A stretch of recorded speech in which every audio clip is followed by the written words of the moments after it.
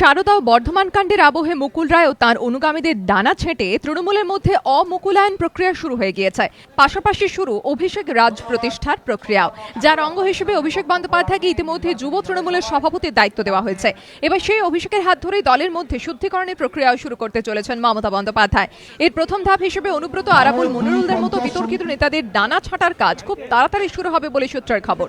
ইতিমধ্যে বীরভূমের তৃণমূল জেলা সভাপতি অনুব্রত মণ্ডলকে পরোক্ষে সেই বার্তাও দেওয়া হয়েছে অভিষেকের মাধ্যমে। অনুব্রত ডান হাত বলে পরিচিত বীরভূমের তৃণমূল যুব সভাপতি সুদীপ্ত ঘোষের বিরুদ্ধে বোলপুর থানায় ঢুকে পুলিশ পেটানোর অভিযোগ।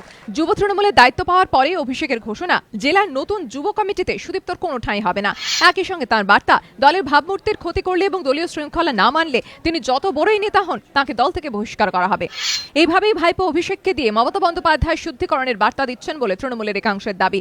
দলের এই অংশের মতে দ্রুত সংগঠন বিস্তার করতে গিয়ে মুকুল রায়ের হাত ধরে দলে অনেক বেনজল ঢুকে পড়ায় দলের মুখ পুড়ছে। এই বেনজল দূর করে দলে ভাবমূর্তি রক্ষার জন্য 2016 বিধানসভা ভোটের আগে শুদ্ধিকরণে জোর দিতে চাইছেন মমতা।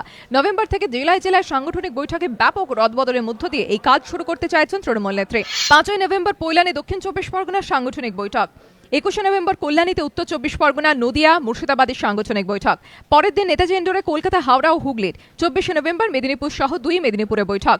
28 তারিখ দুর্গাপুরে, বর্ধমান, বাঁকুড়া, বীরভূম ও পুরুলিয়ার সাংগঠনিক বৈঠক। সূত্রের খবর, প্রতিটি বৈঠকে উপস্থিত থাকবেন অভিষেক। এতদিন মুকুলের চোখ দিয়ে সংগঠনকে দেখতেন মমতা, এবার নিজে নজর রাখার পাশাপাশি আগামী দিনে দলের রাষ্ট্রে অভিষেকের হাতে তিনি দিতে চান। এই সাংগঠনিক বৈঠকগুলি থেকে পরোক্ষে সেই বার্তাও মমতা দিতে পারেন বলে সূত্রের খবর। এবিপি আনন্দ।